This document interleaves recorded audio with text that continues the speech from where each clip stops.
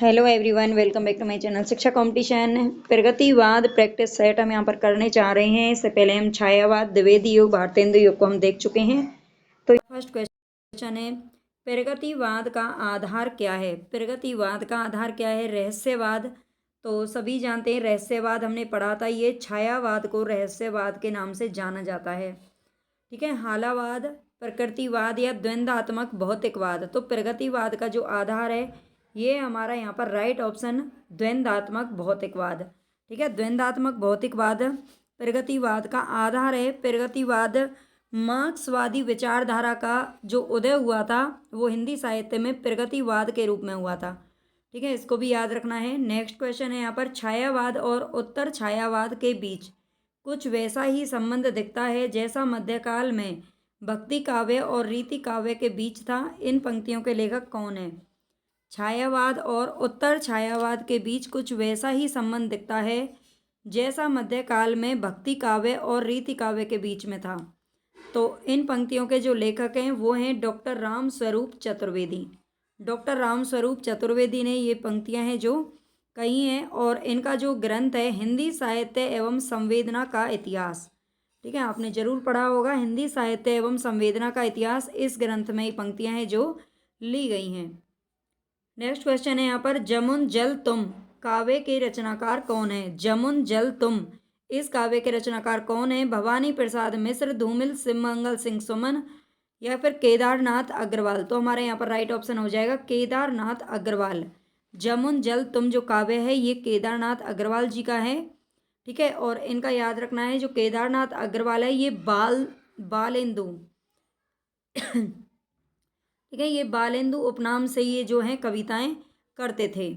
जिस तरह हम बोलते हैं उस तरह तू लिख और उसके बाद भी हमसे बड़ा तू दिख। इन पंक्तियों के रचनाकार कौन है? जिस तरह हम बोलते हैं उस तरह तू लिख और उसके बाद भी हमसे बड़ा तू दिख। इन पंक्तियों के रचनाकार कौन है? धूमिल, केदारनाथ सिंह, गिरिराज माथुर या फिर भवानी प्रसाद मिश्र। तो इन पंक्तियों के जो रचनाकार हैं ये हैं भवानी प्रसाद मिश्र। ठीक है, भवानी प्रसाद मिश्र जी की ये पंक्तियां हैं, इनको भी याद रख लेना है। भवानी प्रसाद मिश्र का याद रखना है। एक क्वेश्चन बहुत पूछा जाता है, सहजता का कवि इन्हें कहा जाता है। इनमें से किस कवि को एक भारतीय आत्मा उपनाम से जाना जाता है? तो ये हैं माखनलाल चतुर्वेदी जी, इनको आप जानते होंगे। नेक्स्ट क्वेश्चन है यहाँ पर, हिम किरीटनी के रचयिता कौन है? तो ये भी माखनलाल चतुर्वेदी जी हैं। ठीक है, माखनलाल चतुर्वेदी, इनको एक भारतीय आत्मा भी कहा जाता है और ये हिम किरीटनी इनकी रचना है।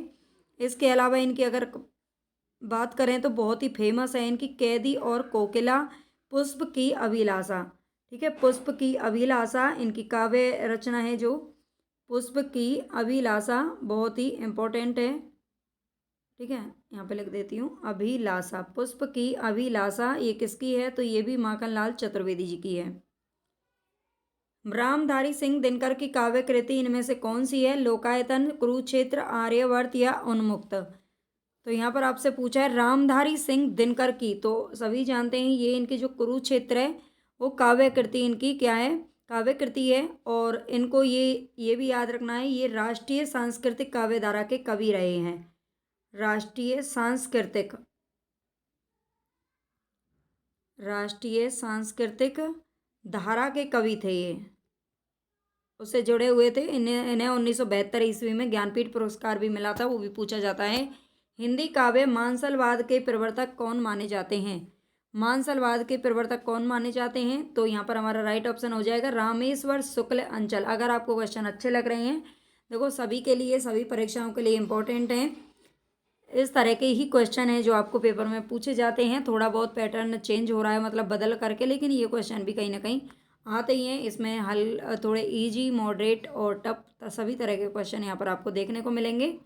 और इसी तरह के प्रैक्टिस सेट आप अगर करना चाहते हैं डेली हिंदी के, या यूजीसी नेट की तैयारी करना चाहते हैं, तो प्लीज़ आप मुझे कमेंट में बता सकते हैं। और आप चैनल को सब्सक्राइब, लाइक और शेयर जरूर कर देना। प्रगतिशील लेखक संघ किस स्तर की संस्था है? प्रगतिशील जो लेखक संघ है ये किस स्तर की विधा है? राष्ट्रीय, अंतर्राष्ट्रीय, राज्य स्तरीय या फिर हिंदी भाषी प्रांतीय। तो यहाँ पर हमारी ये जो संस्था है वो अंतर्राष्ट्रीय इसलिए कहा जाता है क्योंकि इसकी स्थापना 1935 ईस्वी में 1935 ईस्वी में सज्जाद जहीर ने लंदन में की थी। सज्जाद जहीर ने लंदन में की थी। और इसकी जो पहला अगर बात करें हम भारत की, तो ये भारत में प्रगतिशील लेखक संघ की स्थापना हुई थी, जिसके प्रथम अध्यक्ष मुंशी प्रेमचंद बने थे। लखनऊ में हुई थी 1936 में। ठीक है, 1936 में भारत के अंदर हुई थी, ये भी ध्यान रखना है। प्रगतिवाद के जन्म में किसका योगदान है? प्रगतिवाद के जन्म में किसका योगदान है? छायावादी, रोमानियत एवं पलायनवादी प्रवृत्ति, प्रगतिशील लेखक संघ की स्थापना, मार्क्सवादी प्रभाव या फिर उपर्युक्त सभी। तो बिल्कुल हमारा डी ऑप्शन यहाँ पर करेक्ट हो जाएगा। छायावादी, रोमानियत और पलायनवादी प्रवृत्ति इसमें ने एक प्रगतिवाद को जन्म दिया है। प्रगतिशील से लेखक संघ की स्थापना से और मार्क्सवादी प्रभाव इसके ऊपर पूरा बना हुआ था। मैं उस जनपद का कवि हूँ काव्य रचना किस कवि की है? मैं उस जनपद का कवि हूँ, ये काव्य रचना किसकी है? नागार्जुन, रांगे राघव, त्रिलोचन या फिर केदारनाथ अग्रवाल।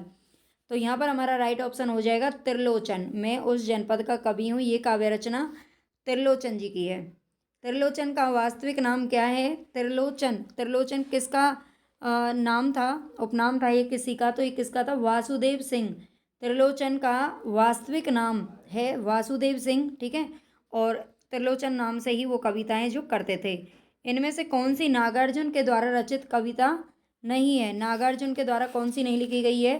पाषाणी, रविंद्र के प्रति, चंदना, कला और बूढ़ा चांद। तो बिल्कुल कला और बूढ़ा चांद जो है ये किसके द्वारा लिखा गया है? तो सुमित्रानंदन पंत जी के द्वारा लिखा गया है। ठीक है, सुमित्रानंदन पंत जी के द्वारा लिखा गया है। और बाकी पाषाणी, रविंद्र के प्रति और चंदना ये नागार्जुन जी के द्वारा लिखी गई हैं। कबीर के उपरांत हर विध्वंसकारी और जन विरोधी शक्ति को सर्वाधिक खुली चुनौती देने वाले साहित्यकार कौन हैं? कबीर के उपरांत यानी कबीर के बाद में हर विध्वंसकारी और जन विरोधी शक्ति को सबसे अधिक खुली चुनौती किसने दी थी? पहले तो आप जानते हैं कबीर ने दी थी भक्ति काल में, लेकिन यहाँ पर कौन है? तो ये है नागार्जुन जी। ठीक है, नागार्जुन जी क्या करते हैं? बिल्कुल अपनी कविताओं में शोषक वर्ग के प्रति और बिल्कुल खुली जो है वो जो भी बोलते हैं एकदम खुल्लम खुल्ला बोलते हैं। द्वंद्वात्मक भौतिक विकासवाद किस काव्य धारा का आधार है? द्वंद्वात्मक भौतिक विकासवाद किस काव्य धारा का आधार है? नई कविता, प्रगतिवाद, समानांतर कविता या फिर इनमें से कोई नहीं। तो द्वंद्वात्मक भौतिक विकासवाद ये प्रगतिवाद का आधार है। प्रगतिवाद के अंतर्गत कौन सा विचार है जो अमान्य है, मान्य नहीं है? ऐसा कौन सा विचार है? यथार्थवाद, रूपवाद, पदार्थवाद, समाजवाद। तो रूपवाद, यहाँ पर ऐसी कविताएं नहीं हुई जो रूप सौंदर्य के ऊपर आधारित हों। निम्नलिखित में दिनकर की काव्य रचना नहीं है। दिनकर की काव्य रचना कौन सी नहीं है? हुंकार, कुरुक्षेत्र, उर्वशी या तिरधारा। तो इनमें से आप जानते हैं जो तिरधारा है ये किसकी है? तो ये सुभद्रा कुमारी चौहान की रचना है। ठीक है, तिरधारा को भी आपको याद रखना है, ये सुभद्रा कुमारी चौहान की रचना है, ना कि दिनकर जी की। आगे 17 क्वेश्चन है हमारा। अधैर्य का कवि किसे कहा जाता है?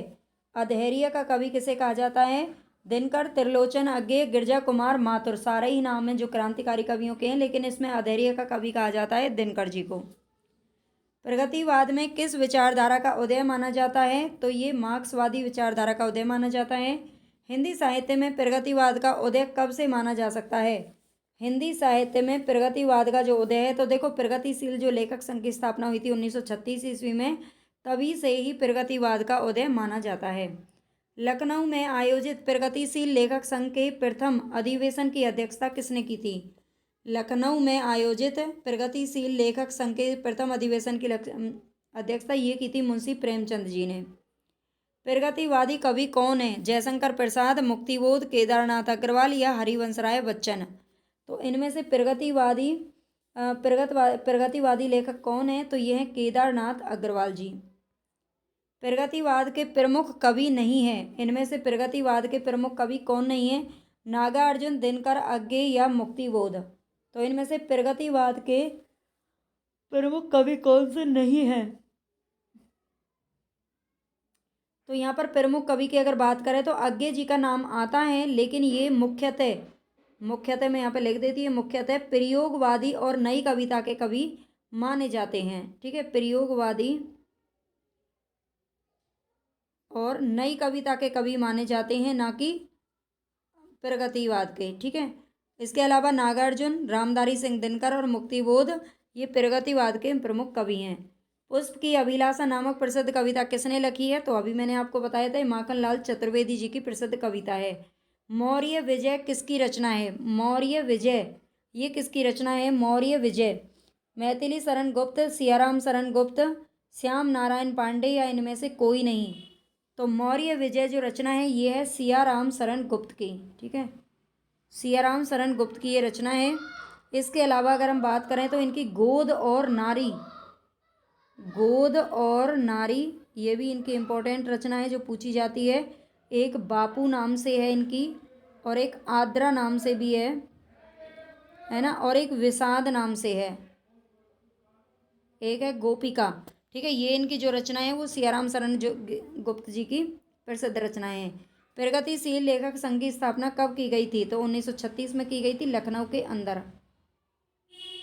ठीक है, तो बस यहाँ पर आज हमारे 25 क्वेश्चन हैं। आई होप आपको पसंद आए होंगे, आपके लिए यूजफुल रहेंगे ऐसा मुझे पता है।